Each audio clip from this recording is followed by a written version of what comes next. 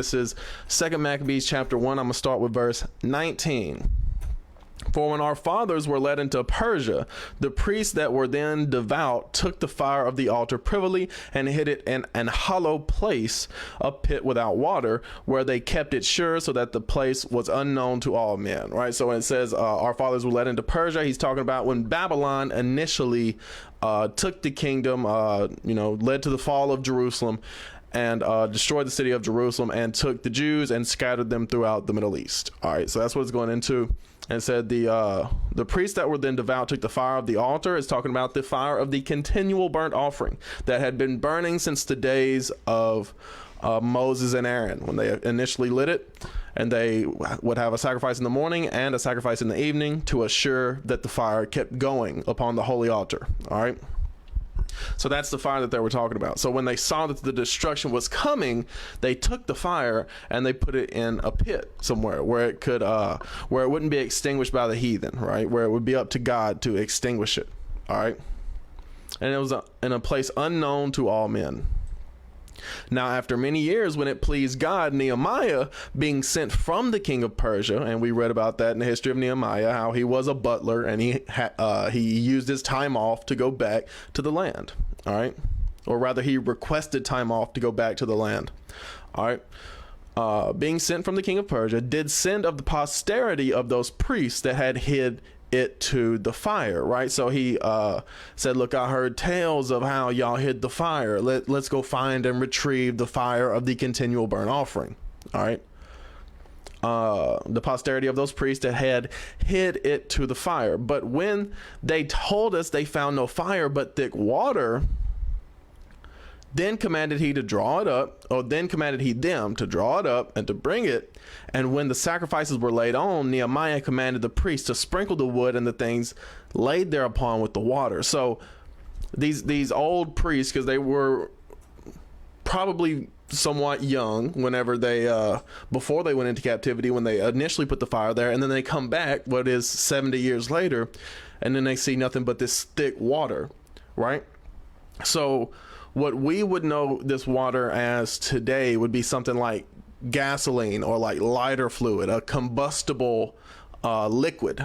All right. That's what it turned into. That's what God turned this fire into. And you're about to see this right here. Nehemiah commanded the priest to sprinkle it like the anointing oil that you read about in Exodus and Leviticus. All right. When this was done and the time came that the sun shone, which afore was hid in the cloud, there was a great fire kindled, so that every man marveled. So when the sun hit that combustible liquid just right, it turned back into the fire. It turned back into the continual burnt offering fire. All right. The fire of the holy altar. All right. So that every man marveled. When this was done and the time came, okay, I just read that. Every man marveled. Verse 23. And the priest made a prayer while the sacrifice was consuming. I say both the priest and all the rest. Jonathan beginning and the rest answering thereunto, as Nehemiah did. Right. So the writer of this 2 Maccabees chapter 1 is comparing the days of the purification of the altar in the Maccabean era to the days when Nehemiah reignited the continual burnt offering. All right. So we're not going to get into necessarily that prayer, but just keep that in the back of your mind. Actually, yeah, we'll read the prayer because we want a little bit of the history that was done after it. All right. So it said Jonathan beginning, Jonathan being one of the sons of Mattathias. And again, we'll probably get to that later on tonight. And the rest answering thereunto, as Nehemiah did. So in the spirit is the same prayer, right? And the prayer was after this manner: O Lord, Lord God, creator of all things, who art fearful and strong and righteous and merciful, and the only gracious King, the only giver of all things, the only just, almighty, and everlasting. Thou that deliverest Israel from all trouble, and didst choose the fathers and sanctify them, receive the sacrifice for thy whole people Israel, and preserve thine own portion and sanctify it. Gather those together that are scattered from us, deliver them that serve among the heathen. Look upon them that are despised and abhorred, and let the heathen know that thou art our God. Punish them that oppress us, and with pride do us wrong. Plant thy people again in thy holy place, as Moses has spoken. And the priest sung psalms of thanksgiving. Now, when the sacrifice was consumed, Nehemiah commanded the water that was left to be poured on the great stones, right? So to anoint the altar and all the surrounding utensils and holy instruments. When this was done, there was kindled a flame, but it was consumed by the light that shined from the altar. So when this matter was known, it was told the king of Persia that in the place where the priests that were led away had hit the fire, there appeared water, and that Nehemiah had purified the sacrifices therewith. So word got back to the king. Then the king, enclosing the place, made it holy, after he had tried the matter. And the king took many gifts, and bestowed thereof on those whom he would gratify. And Nehemiah called this thing Naphtah, which is as much as to say a cleansing, but many men call it Nephi. And see, that's where the Mormons get the term Nephi from. Now, of course, the Mormon doctrine has a lot of, BS in it, a lot of stuff that's made up by Joseph Smith, but I'm just showing you where they got the word from, right here in the book of Maccabees. All right. So 2 Maccabees chapter 2. I want to read this because this is also talking about what led up into the captivities and later, of course, the Greek. So this is 2 Maccabees chapter 2, starting with verse 1. It is also found in the records that Jeremy, which is Jeremiah, the prophet, commanded them that were carried away to take up the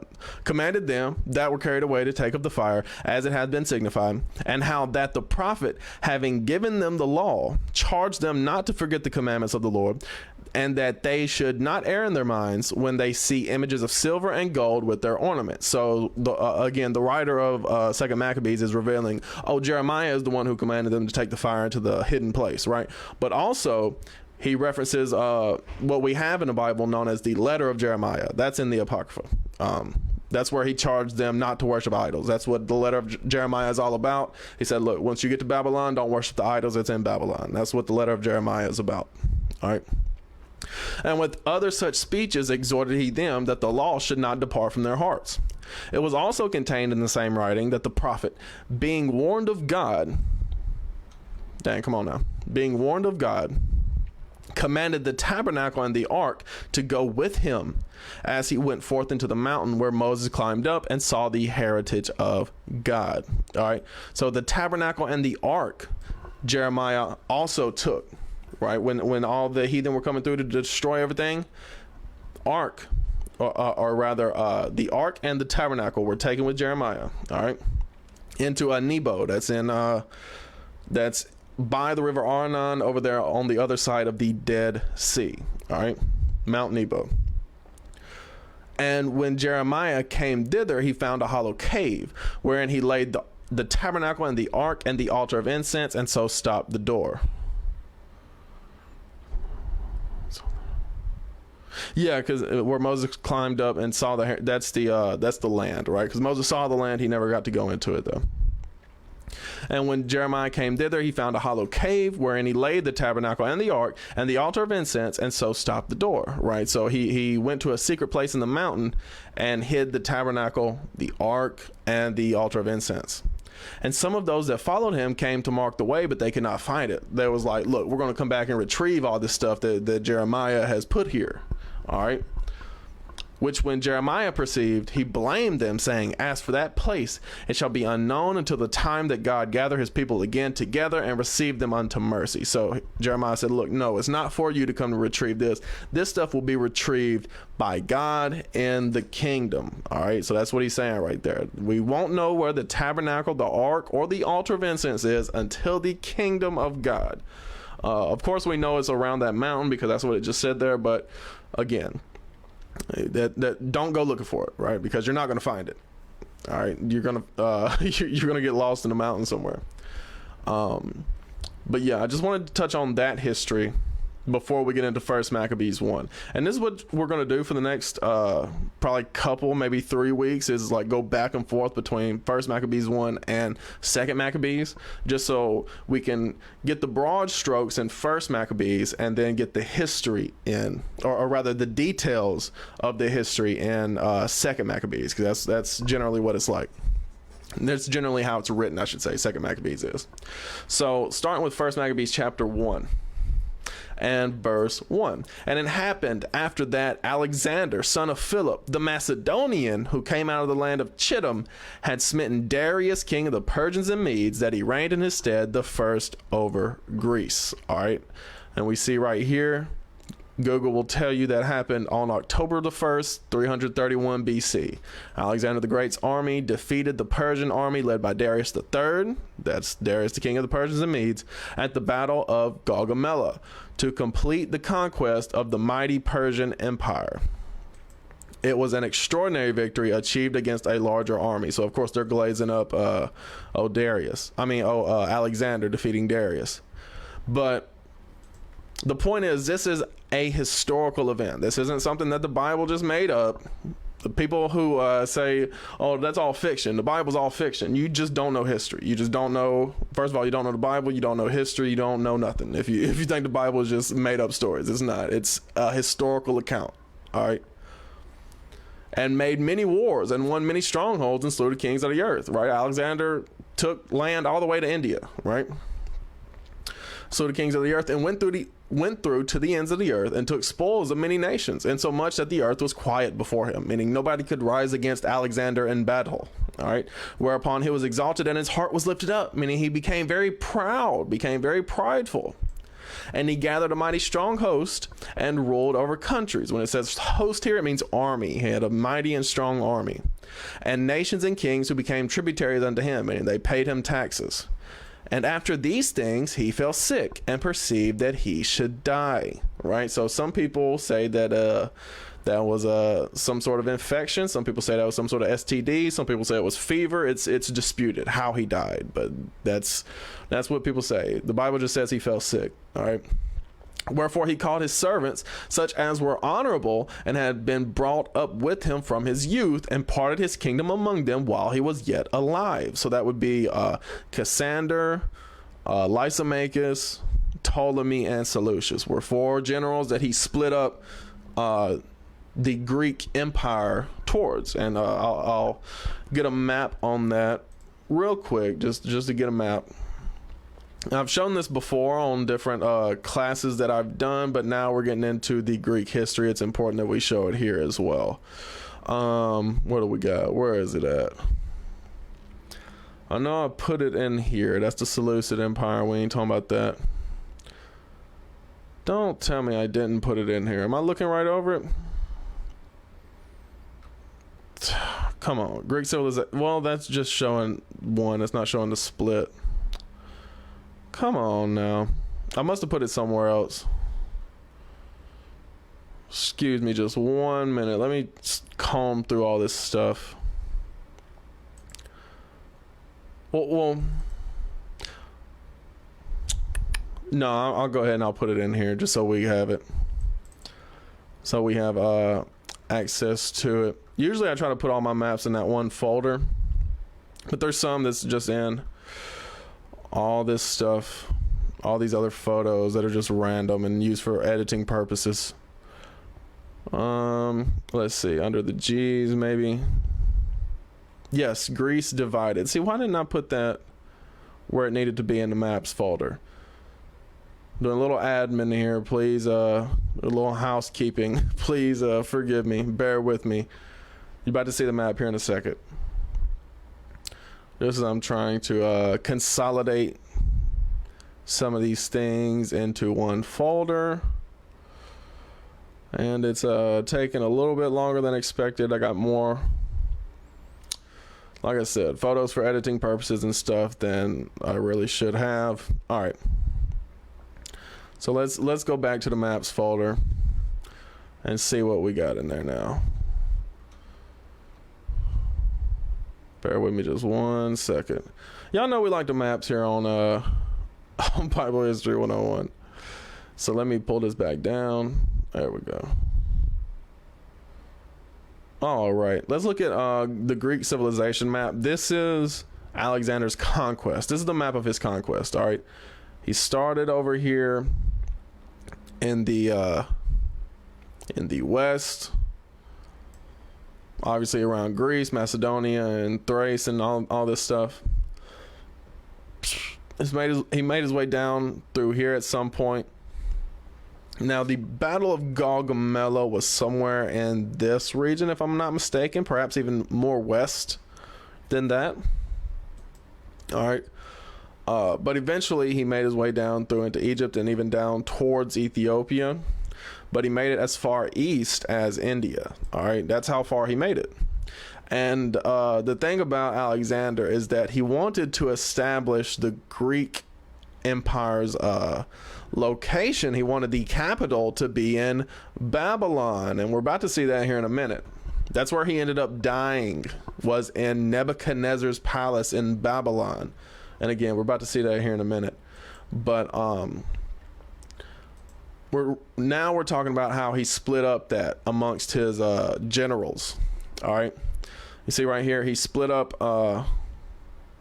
your what's considered Greece or Macedonia. He give that to, who did he give that to? Macedonia and Greece. He must have give to Cassander. It doesn't say it right down here at the bottom. It just says that's your traditional Macedonia and Greece. But Thrace, it says that he give to Lysimachus, right? This is the territory of Lysimachus. You have Thrace, and that goes down into Turkey, right? And parts of Turkey, and then parts of, let's say, Syria, and all the way to India, he give to Seleucus. And then Egypt, and as it says right here, Cyrenaica, also known as Libya, plus, the area of Israel, he give to Ptolemy, right? So he split it up like that amongst his generals, amongst his most notable generals, all right? So, again, not saving. Let's get back to the scriptures. It said, wherefore he brought his servants, such as were honorable, and had been brought up with him from his youth, and parted his kingdom among them while he was yet alive. So Alexander reigned 12 years and then died. And his servants bare rule, everyone in his place, and we just went into that, his servants and their places. And after his death, they all put crowns upon themselves. So did their sons after them many years. And evils were multiplied in the earth. You see that right there? Evils were multiplied in the earth. That's what happened when the Greeks came into power. All right? And that's why you see America love to praise ancient Greece, talking about it's the birthplace of Western civilization. And they talk about just in general, most of the customs here in America stem back to ancient Greece, really from Rome, but Rome borrowed a lot of their stuff from Greece. All right, is why they took this out the Bible, because they didn't want the Bible to be hating on the Greeks like it does. Like it just, it's not even about the hatred of the Greeks. It's about exposing the wickedness that happened. All right, under the Greeks tenure. All right. So I do want to stop right here at this verse 9, and we're going to check this out here in when talking about his death. All right, when talking about Alexander the Greek, of course they call him the Great. He died in Babylon in 323 BC. He died in Babylon. All right, it said his death at age 32 followed a 2-week febrile illness, right? So that's what the Bible said. Look, he knew he was about to die before he actually died. That's why he wrote his will about his generals taking over. All right. And it says speculated causes of death have included poisoning, assassination, and a number of infectious diseases. You see that right there. So some people say, oh, he was poisoned. That's not what the Bible says. The Bible says he fell sick. All right. So you could say there was foul play involved. More than likely, it was either a fever. These are the things that I heard. It's either a fever or syphilis, right? Because what the Greeks, they would do, they would rape young boys. That's just what they did, all right? That's what the Greeks would do. They said that there's no greater love a man can have than that with a young boy, all right? That's what they did. That's how gross, how wicked and evil that they were. That's the things that they did, all right? But anyway, right here, according to Wikipedia, and Wikipedia it gathers from a lot of different sources, but this is what it says. It says the death of Alexander the Great and subsequent related events have been the subjects of debates. According to a Babylonian astronomical diary, Alexander died in the palace of Nebuchadnezzar II in Babylon between the evening of June the 10th and the evening of June the 11th, 323 BC. He was 32 years old when he died. All right. He started taking over, so that according to the biblical account, he started taking over stuff when he was like 20. All right. So, but yeah, he died in Nebuchadnezzar's palace in Babylon. All right. So from there, let's jump to what happened during the time period of the four generals before we get to the next notable Greek ruler. All right. So this is in the time period of the four generals in 2 Maccabees chapter 3. We're going to get into this because not only is it interesting history, but it's I find it very funny. So we're going to read this in 2 Maccabees chapter 3. Now, when the holy city was inhabited with all peace, and the laws were kept very well, because of the godliness of Onias the high priest and his hatred of wickedness, right? So this is during the time period of the Greeks, but it's still carrying on the what happened during the days of the Persians, right? Because during the days of the Persians, we were able to go back to the land, rebuild the temple, rebuild the wall, reestablish Jerusalem, and from that time there was peace in the land. All right. So here we have Onias, right? The high priest.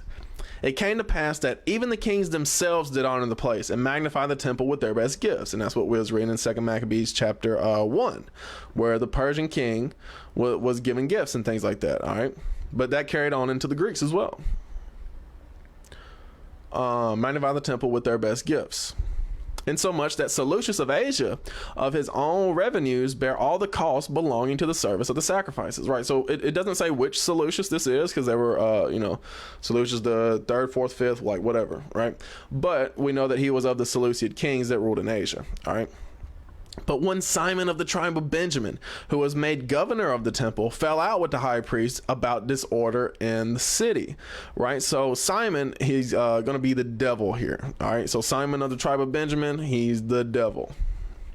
And when he could not overcome Onias, he got him to Apollonius, the son of Thrasis, who then was governor of Celesyria and Phoenice, and told him that the treasury in Jerusalem was full of infinite sums of money, so that the multitude of their riches, which did not pertain to the account of the sacrifices, was innumerable, and that it was possible to bring all into the king's hand. Right? So this Simon, the devil of the tribe of Benjamin, was got into an argument with the king, or not the king, got into an argument with the high priest Onias, and so he said, well, I'm going to run to the white man. That's what he said. All right. He said, look, I'm going to run to the enemies. I'm going to run to the other nations, and they're going to come and fight my battles for me, instead of him just aligning himself, or rather, if he was in the spirit, he would have tried to reconcile with his brother by any means. Right. That's what you read about Christ. Right. He taught us that, whatever the offense was, just forgive it. Right. That's not what Simon did. And told him that I just read that it was possible to bring it all into the king's hand, which silly. Now when Apollonius came to the king and had showed him of the money whereof he was told, the king chose out Heliodorus, his treasurer, and sent him with a commandment to bring him the foresaid money. All right, so there's Heliodorus. Keep that name in mind, because Heliodorus is a key member in this chapter. All right, so forthwith Heliodorus took his journey under a color of visiting the cities of Celesyria and Phoenice, but indeed to fulfill the king's purpose, right, to take all the riches from the temple and to take them to the Greek king. All right. And when he was come to Jerusalem, he had been courteously received with the high priest of the city, right? Welcoming, right? He told him what intelligence was given of the money, and declared wherefore he came, and asked if these things were so indeed. So Simon was so welcoming to Heliodorus that Heliodorus had no choice but to come clean to him and say, look, well, I was told that there was a lot of money here in the temple. Is that true? All right. The high priest told him that there was such money laid up for the relief of widows and fatherless children. He's like, yeah, we have money that we use to take care of people who need it. We got that. Is that what you're talking about? And that some of it belonged to Hyrcanus, son of Tobias, a man of great dignity, and not as that wicked Simon had misinformed. The sum whereof in all was 400 talents of silver and 200 of gold. Right, so of course Simon, that wicked man, went and exaggerated the amount of money that was in the temple and said, oh, there's infinite, there's so much, you'd never be able to estimate how much. But of course, whenever Heliodorus got there and started speaking to Onias was like, well, we have 400 talents of silver and 200 talents of gold. Like a very measurable, it's not infinite, it's very measurable amount of money. All right.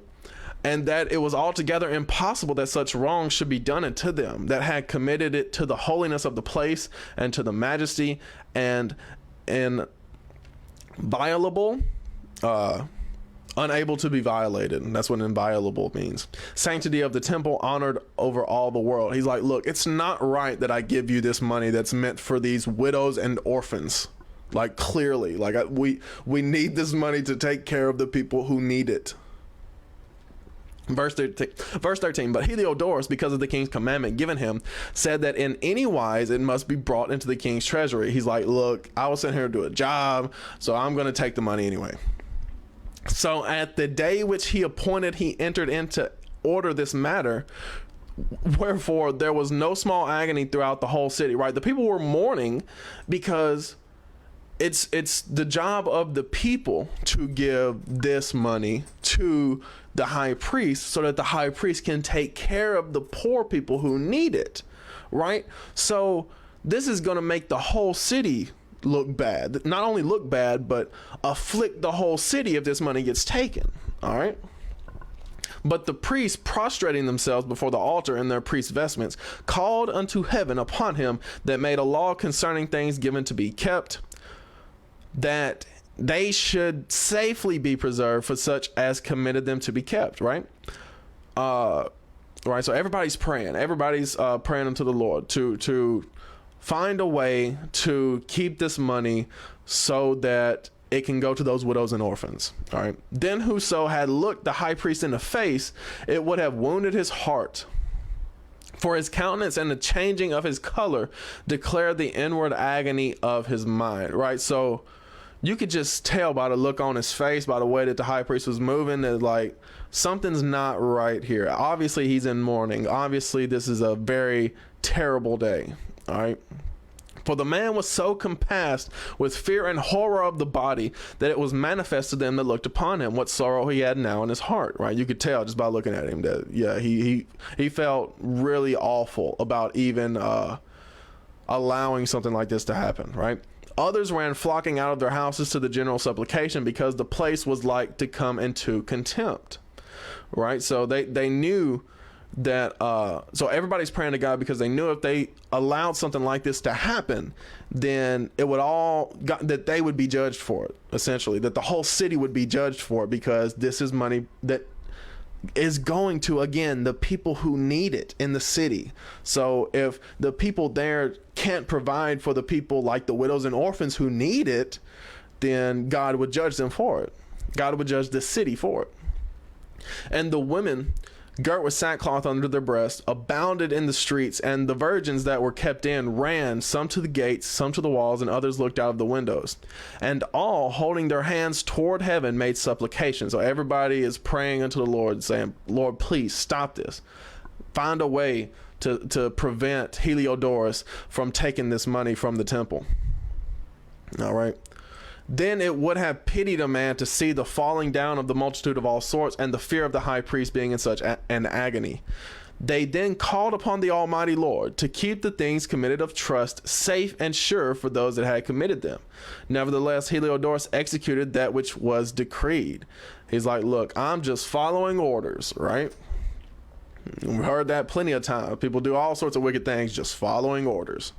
Now, as he was there present himself with his guard about the treasury, the Lord of spirits and the Prince of all power caused a great apparition, so that all that presumed to come in with him were astonished at the power of God, and fainted, and were sore afraid.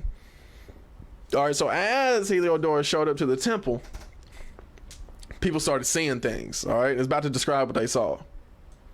For there appeared unto them a horse with a terrible rider upon him, and adorned with a very fair covering. And he ran fiercely, and smote at Heliodorus with his forefeet. And it seemed that he that sat upon the horse had complete harness of gold. All right, so man. So here come an angel of the Lord on a horse, on a spiritual horse, and that spiritual horse comes and kicks Heliodorus right in the face. All right. Moreover, two other young men appeared before him, notable in strength, excellent in beauty, and comely in apparel, who stood by him on either side and scourged him continually and gave him many sore stripes. So the angels appeared right there then, and then started beating the hell out of Heliodorus, just started whooping his ass. It's like, no, you cannot come in here. And Heliodorus fell suddenly into the ground and was compassed with great darkness. But they that were with him took him up and put him into a litter. Right? So he had to be carried away by his men because he's getting his ass whooped by the angels. Thus him that lately came with a great train and with all his guard into the said treasury, then they carried out, being unable to help himself with his weapons, and manifestly they acknowledged the power of God. So he's trying to fight back, but these are spirits. He ain't fighting the spirits with carnal weapons. They're whooping his ass. He's trying to swing and fight. He's in the treasury trying to take the gold. They whooping his ass, and now everybody's pulling him out. All his guard is just trying to carry him out of there. They said, "We gotta go. We see that you're getting your ass whooped, but we don't know who's doing it. We can't stop it. We can't fight against them." Oh man! So they was like, "This must be God. This can't be nothing else. This must be the God of the Jews. This can't be anything else." For he by the hand of God was cast down and lay speechless without all hope of life. Right? So he didn't know he couldn't explain it. Other than the Jews who are righteous have a God who fight for them. Oh man. But they praised the Lord that had miraculously honored his own place. For the temple, which a little afore was full of fear and trouble, when the Almighty Lord appeared, was filled with joy and gladness. So that he let you know who that was right there. The writer of the Maccabees let you know who that was right there. That was Christ. Christ showed up on the horse. Christ the one that sent them two angels to whoop Heliodorus' ass up out of the temple. All right, the Almighty Lord appeared. Then straightway certain of Heliodorus' friends prayed Onias that he would call upon the Most High to grant him his life, who lay ready to give up the ghost. Right, so Heliodorus is about to have a heart attack out of fear. All right, he didn't get whooped to death, but now he's sitting back. He can't even stand up. He can't even speak. So so a couple of his entourage said, "Onias, please pray to God. Please call upon the Most High that Heliodorus can live." So the high priest, suspecting lest the king should misconceive that some treachery had been done to Heliodorus by the Jews, offered a sacrifice for the health of the man. Right. So you see here that Onias said, "Okay, it would be wise for me to pray and even offer up a sacrifice for Heliodorus in this moment, so that nobody thinks that we killed him. He can go and tell the tale for himself." Now, as the high priest was making an atonement, the same young men in the same clothing appeared and stood beside Heliodorus, saying, "Give Onias the high priest great thanks, insomuch as for his sake the Lord hath granted thee life." You see that right there? So when Onias making that sacrifice, making the atonement, the same two angels popped up right next to Heliodorus. He said, "Thank Onias. He's the only reason you're still living." Oh man. You know, Heliodorus had to be, yes, sir. Oh man.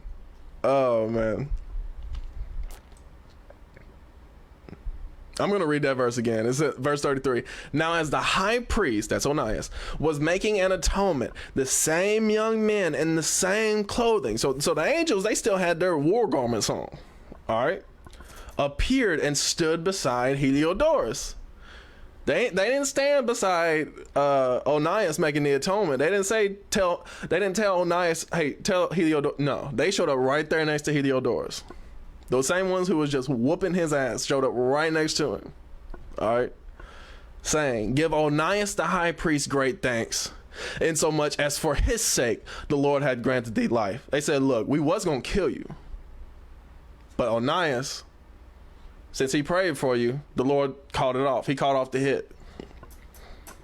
Verse 34, and seeing that thou hast been scourged from heaven, declare unto all men the mighty power of God. And when they had spoken these words, they appeared no more. Right? So they said, look, since we're letting you live, you better praise God. You better go everywhere praising God now. And then they left. So Heliodorus, after he had offered sacrifice unto the Lord, and made great vows unto him that had saved his life, and saluted Onias, returned with his host to the king. He said, I'm getting the hell up out of here. He said, I'm going to offer sacrifice to the Lord. Great. I'm going to make a great, he said, I'm going to make great vows. I'm going to do this, I'm going to do that, I'm going to do this. Oh, man. Onias, thank you so much. And then he returned with all his army to the Greek king. Then testified he to all men the works of the great God, which he had seen with his eyes. Right? He said, look, you can't convince me nothing else. I seen it. You can't tell me there ain't a God, because I've seen him. He whooped my ass. It's the God of the Jews. He's over there in Jerusalem. Verse 37. And when the king Heliodorus, who might be a fit man to be sent yet once again to Jerusalem, he said, excuse me. No, I've read that wrong. Verse 37. And when the king Heliodorus, who might be, and when the king, this is supposed to say asked. When the king asked Heliodorus, who might be a fit man to be sent yet once again to Jerusalem, he said, if thou hast any enemy or traitor, send him thither, and thou shalt receive him well scourged, if he escape with his life. For in that place, no doubt, there is an especial power of God. Right? So the king said, okay, you ain't going back to Jerusalem? Who can I send? He said, look, if you got an enemy or traitor, send him there. And if he escaped with his life, he's definitely going to get whooped by God. Oh, man. He said, there's no doubt in my mind. God is there. All right. Oh, man. And when I say the Jews, I ain't talking about that state of Israel today. That's wicked. That's wicked as hell. I'm talking about God's people. All right. There's an especial power of God. For he that dwelleth in heaven hath his eye on that place, and defendeth it. And he beateth and destroyeth them that come to hurt it. He said, look, I've experienced this. I'm speaking from experience. The people that go there, he's going to fight against them. All right, Sennacherib would have been saying the same thing if his sons ain't killing him in Assyria. But that's what happened to him too when he tried to come against Jerusalem. You can't go against Jerusalem when God's people are righteous and in it. And that's what the kingdom's going to be about. God going to gather us from all over the world, bring us back to Jerusalem, and establish his kingdom there. And nobody's going to be able to fight against it. All right.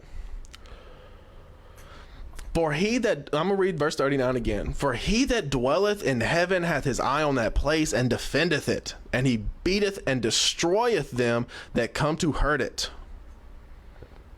And the things concerning Heliodorus and the keeping of the treasury fell out on this sword. All right. So, needless to say, Heliodorus did not go back to Jerusalem to try to take money out that treasury again. All right. It just did not happen. Oh, man. But with that, I'm going to go back to 1 Maccabees 1, and we can continue where we left off. Because First Maccabees 1 just skipped over all that. Because, again, it's not really going into details. It's going into large strokes of the kingdom specifically. And later in the next chapter, the history of who fought against the wicked Greeks. All right. So it's verse 10. And there came out of them, out of Seleucia specifically, a wicked root, Antiochus, surnamed Epiphanes, right? So this is Antiochus the fourth, all right? Surnamed himself Epiphanes. Epiphanes means God manifested on earth. That's how highly this man thought of himself, all right?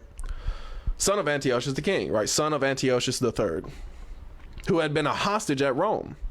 And he reigned in the 137th year of the kingdom of the Greeks, right? So this whole like split kingdom thing has been going on for 137 years at this point. Or at least, say 130 years, just about, you know, because I wasn't counting Alexander's days, right? All right. In those days went there out of Israel wicked men, who persuaded many, saying, let us go and make a covenant with the heathen that are round about us. For since we departed from them, we have had much sorrow. So this device pleased them well. Then certain of the people were so forward herein that they went to the king, who gave them license to do after the ordinance of the heathen. Whereupon they built a place of exercise at Jerusalem according to the customs of the heathen, and made themselves uncircumcised, and forsook the holy covenant, and joined themselves to the heathen, and were sold to do mischief. All right. So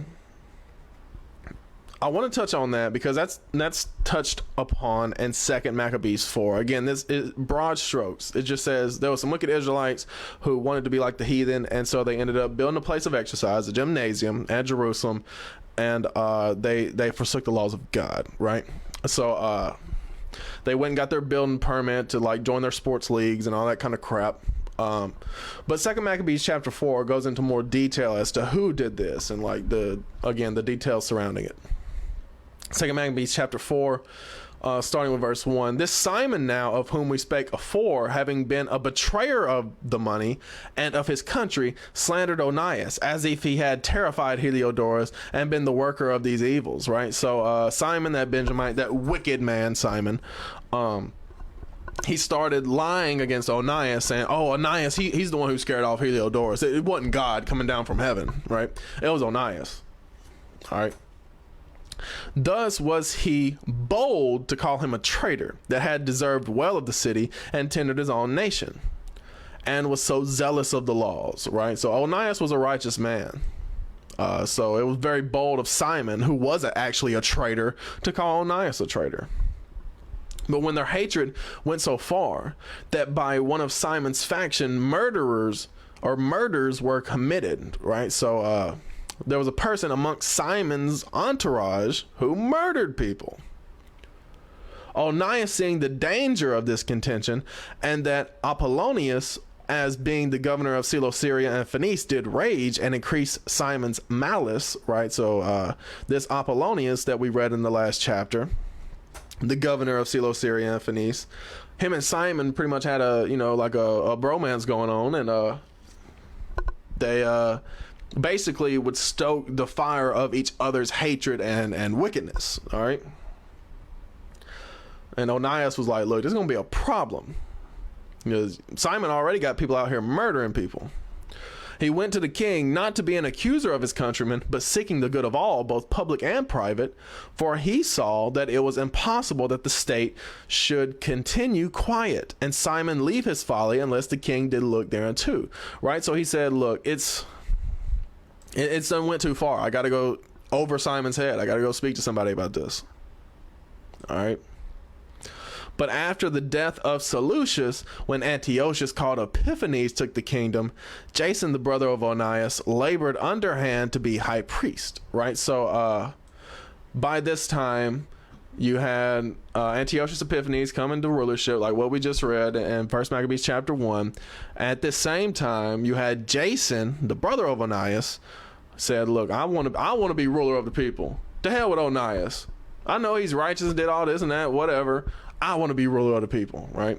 When that's not even like the role of the high priest, is not to be like ruler over the people, but that's how Jason viewed it. And we'll see later, I think Menelaus is another example of someone who, again, we'll get into that later, about how somebody just who wanted to rule over the people wanted to be high priest, right? Promising unto the king by intercession 360 talents of silver, and another revenue, and of another revenue 80 talents, right? So promised him all this money, again, like what Simon, that wicked man, did before Jason. He said, look, I can get you money if you make me high priest. Beside this, he promised to assign 150 more if he might have license to set him up a place for exercise and for the training up of youth in the fashion of the heathen, and to write them of Jerusalem by the name of Antiochians. Right. So he said, look, I can not only will I do this, I'm going to turn the Jews into Greeks.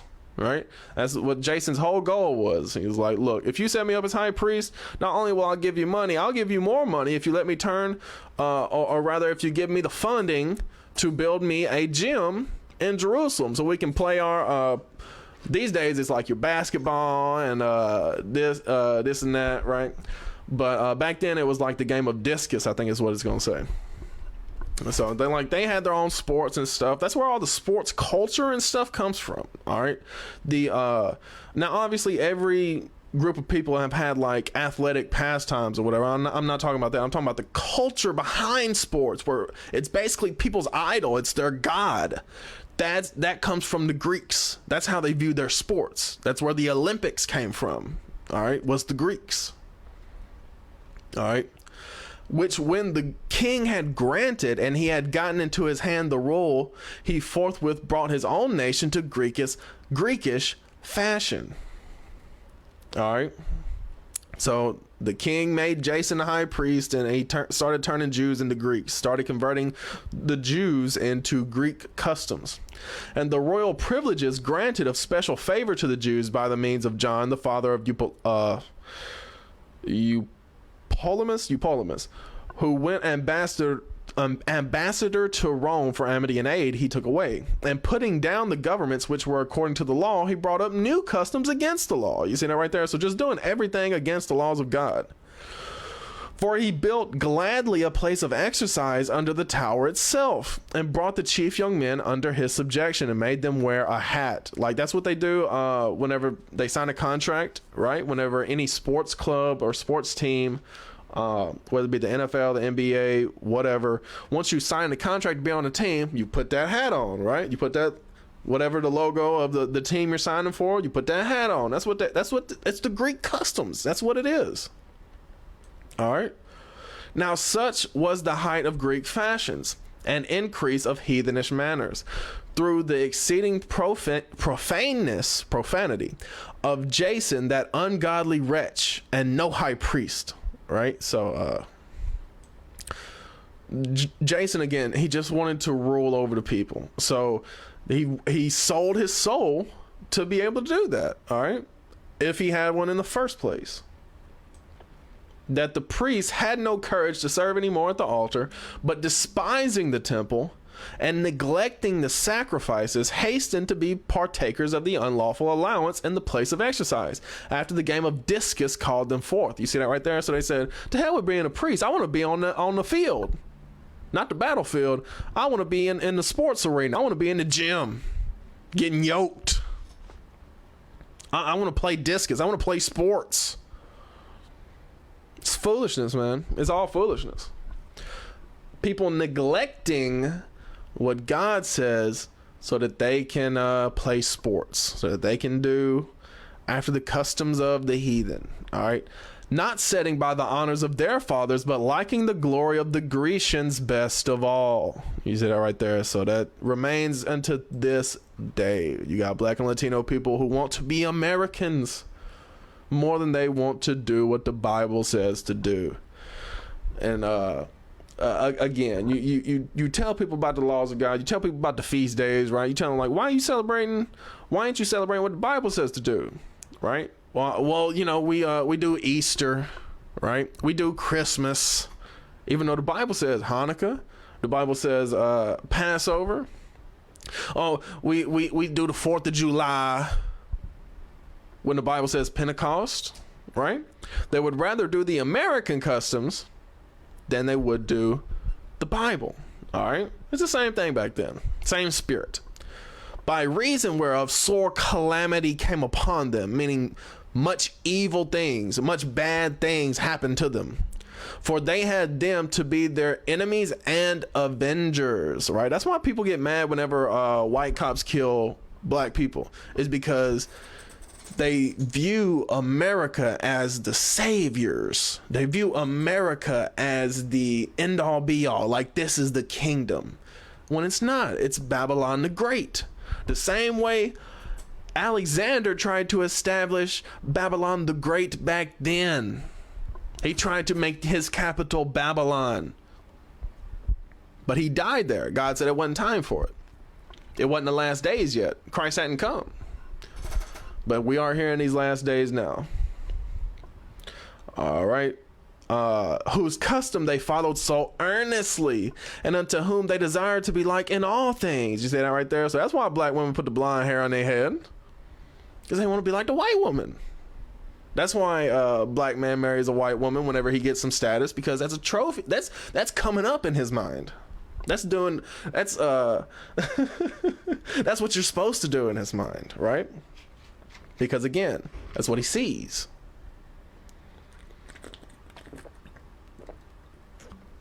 He likes their glory best of all. For it is not a light thing to do wickedly against the laws of God, but the time following shall declare these things. You see that right there? So again, the writer knew. He was like, look, judgment's going to come on the people for what's happening here. It's not a light thing to do wickedly against the laws of God. God takes that thing very seriously. You think because judgment isn't coming on you right now that, God don't care about this. He does. He's writing it down. He's taking note of it. All right. And the time following shall declare these things. Now, when the game that was used every faith year was kept at Tyrus, the king being present, this ungracious Jason sent special messengers from Jerusalem, who were Antiochians, meaning people who liked Antiochus, people who followed in the customs of the Greeks, to carry 300 drams of silver to the sacrifice of Hercules, which even the bearers thereof thought fit not to bestow upon the sacrifice, because it was not convenient, but to be reserved for other charges. You see that right there? So even the Greeks themselves, once these black people brought all this money and said, give it to the sacrifice of Hercules, they said, look, we don't need all this. This is extra. We'll put it on other stuff, but like, we don't need it for this sacrifice. This is too much. All right. Verse 20, this money then, in regard of the sender, was appointed to Hercules' sacrifice, but because of the bearers thereof, it was employed to the making of galleys. All right. Now when galleys, I don't think it's the same as gallows, but it might be. Let's see.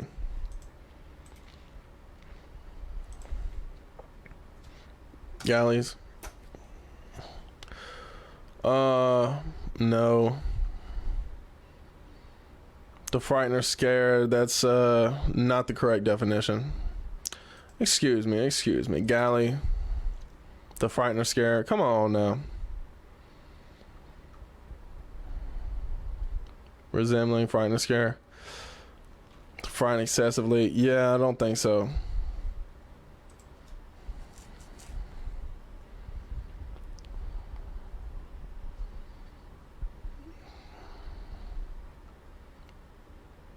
Okay. Gallo.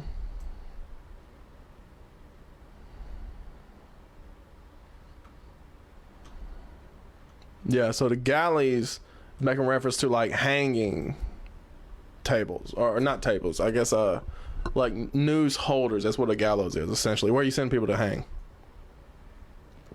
Now, when Apollonius, the son of Menesthius, was sent into Egypt for the coronation of King Ptolemus Philometor, Antiochus, understanding him not to be well affected to his affairs, provided for his own safety, whereupon he came to Joppa, and from thence to Jerusalem, where he was honorably received of Jason and of the city, and was brought in with torch alight, and with great shoutings, and so afterward went with his host into Phoenice.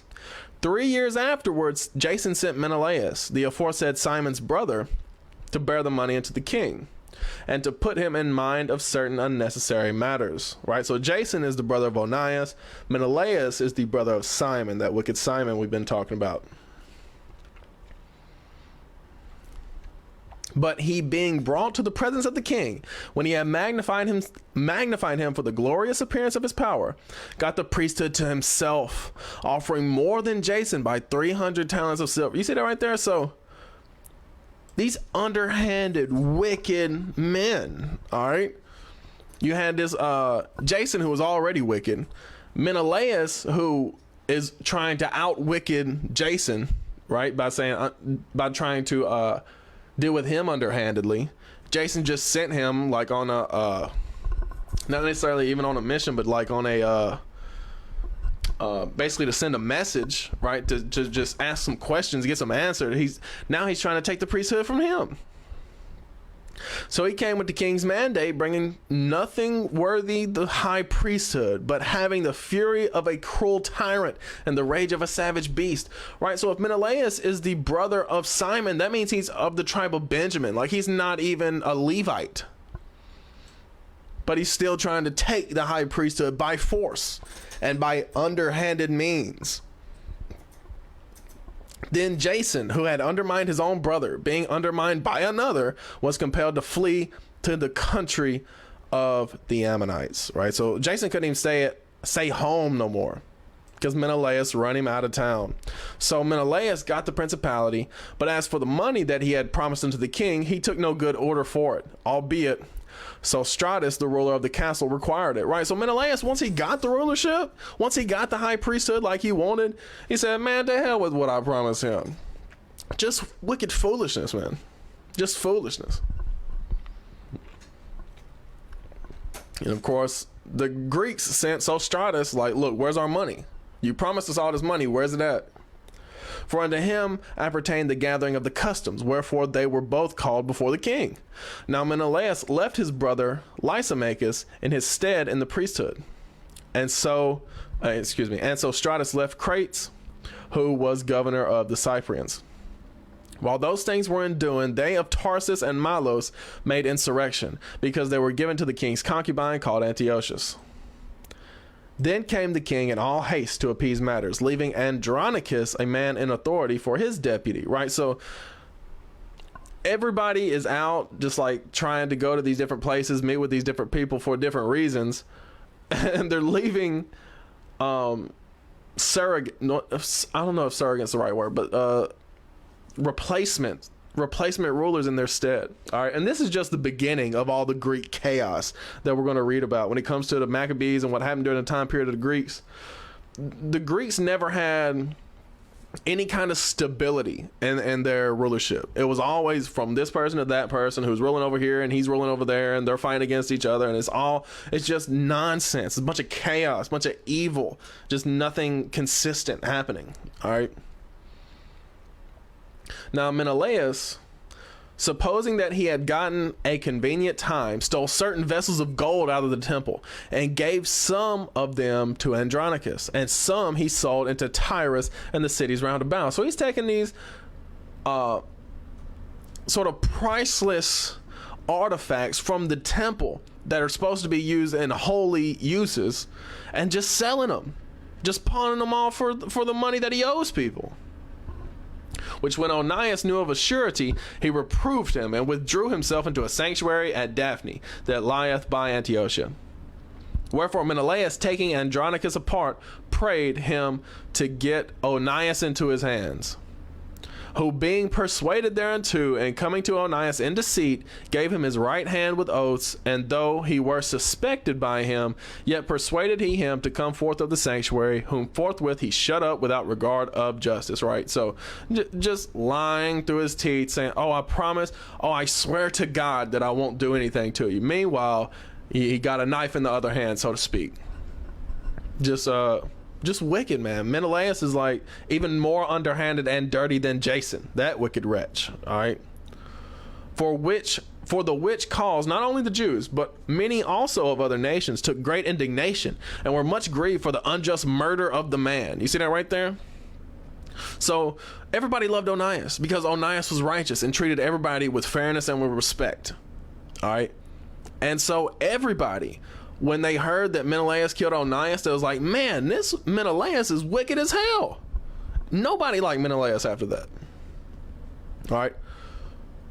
And when the king was come again from the palaces about Cilicia, the Jews that were in the city and certain of the Greeks that abhorred the fact also complained because Onias was slain without cause. Right.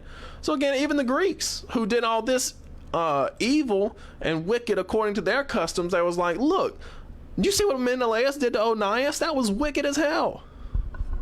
Therefore Antiochus was heartily sorry and moved to pity and wept because of the sober and modest behavior of him that was dead. So even Antiochus, who did not like Onias, even Antiochus mourned his death because he knew about how righteous he was. And being kindled with anger, forthwith he took away Andronicus his purple, and rent off his clothes, and leading him through the whole city unto that very place where he had committed impiety against Onias, there slew he the cursed murderer. Thus the Lord rewarded him his punishment as he had deserved. All right. So Andronicus was supposed to be ruling over the kingdom at the time, and he had Onias killed. So Antiochus, even that wicked Antiochus, could not stand for that. All right.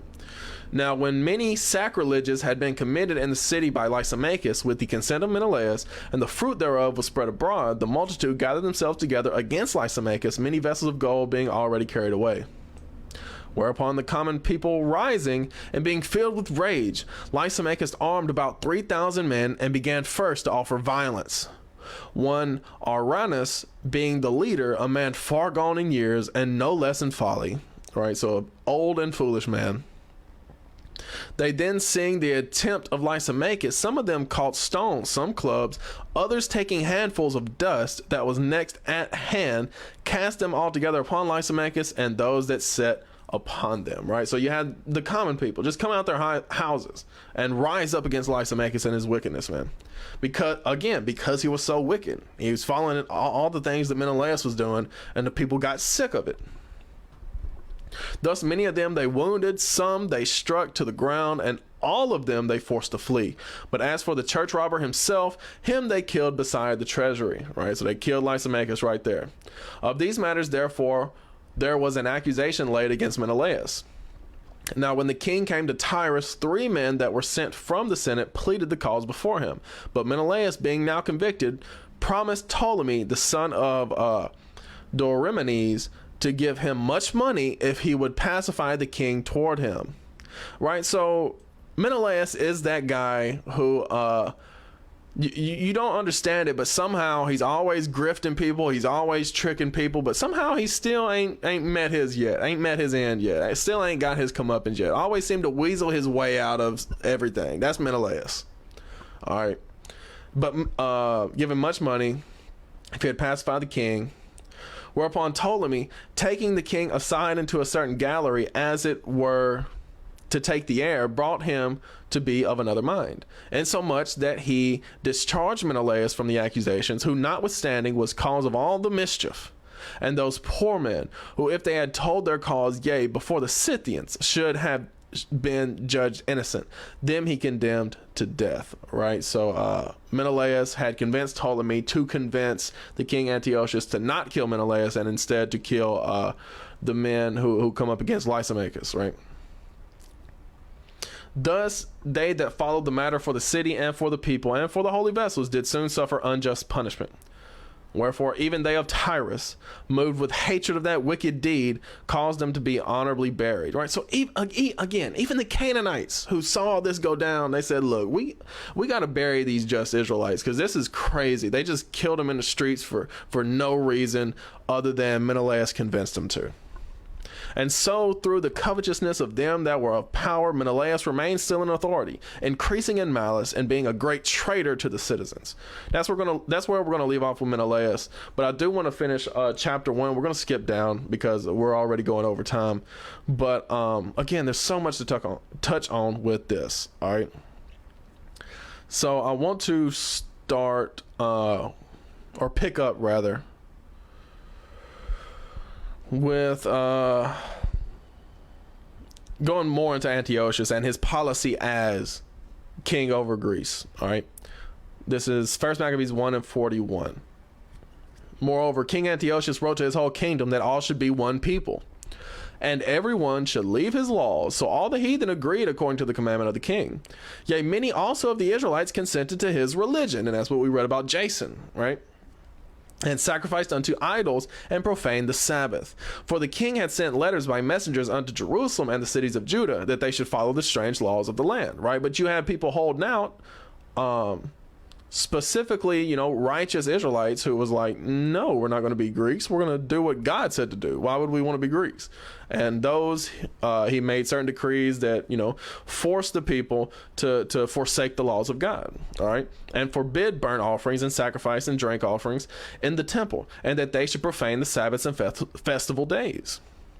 and pollute the sanctuary and holy people, set up altars and groves and chapels of idols, and sacrifice swine's flesh and unclean beasts, that they should also leave their children uncircumcised, and make their souls abominable with all manner of uncleanness and profanation, to the end that they might forget the law, and change all the ordinances. And whosoever would not do according to the commandment of the king, he said he should die, right? So he wanted people to forget the laws so that there would be no resistance to his rulership, right? So that everybody would be Greek, and therefore everyone would think Antiochus should be ruling. Again, that's his mentality. As we see, that does not last forever. Antiochus does not last very long. This Antiochus, at least.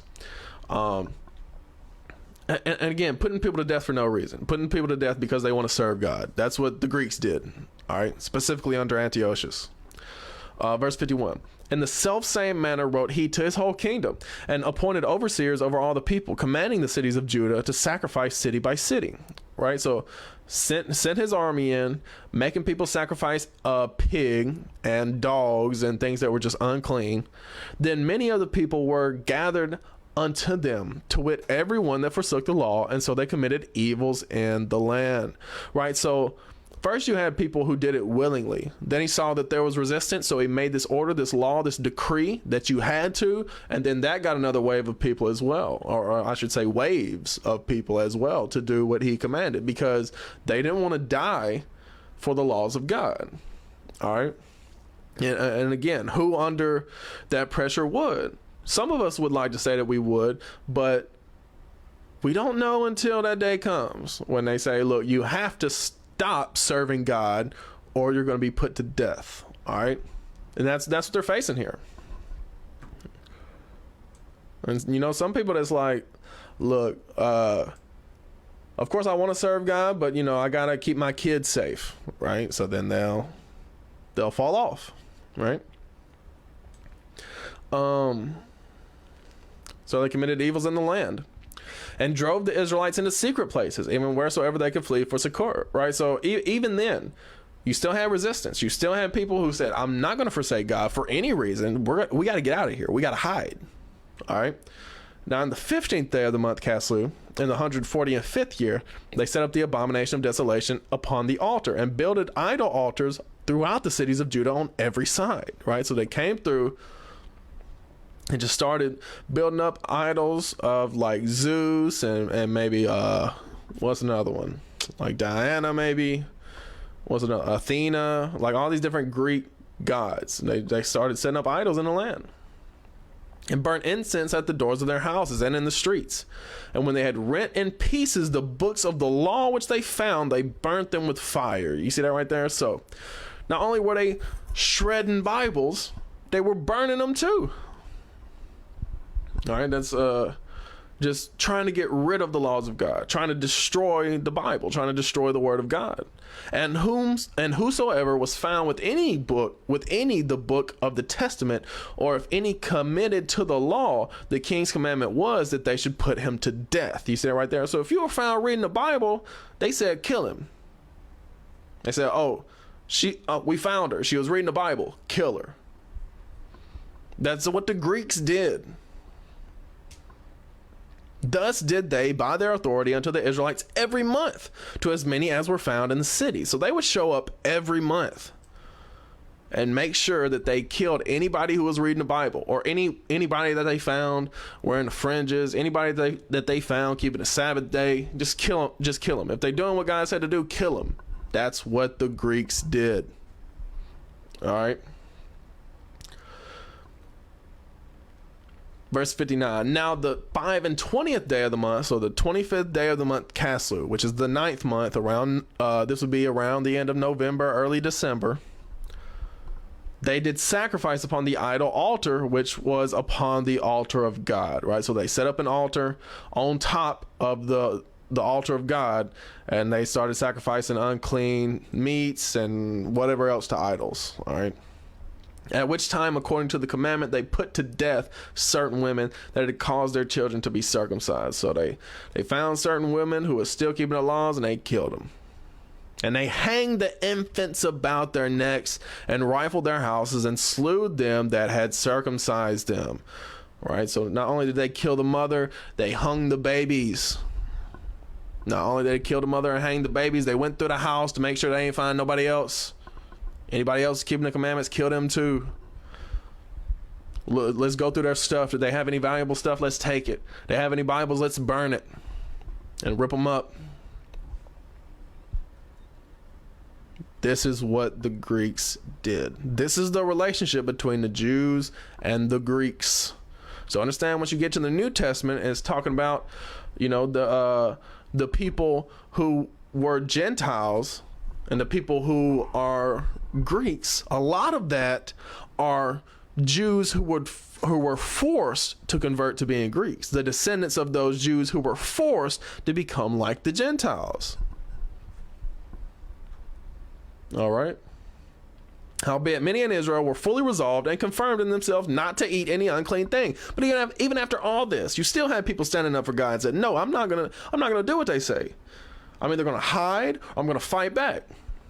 Verse 63. Wherefore they rather to die, that they might not be defiled with meats, and that they might not profane the holy covenant. So then many died, so then they died. There was very great wrath upon Israel. All right. Very great wrath upon Israel. And again, we see why that wrath was. It's because of people like Jason, who wanted to become like the Greeks. He led the priests astray, so that got the rest of the people going astray. And so the few that did hold out got punished for it.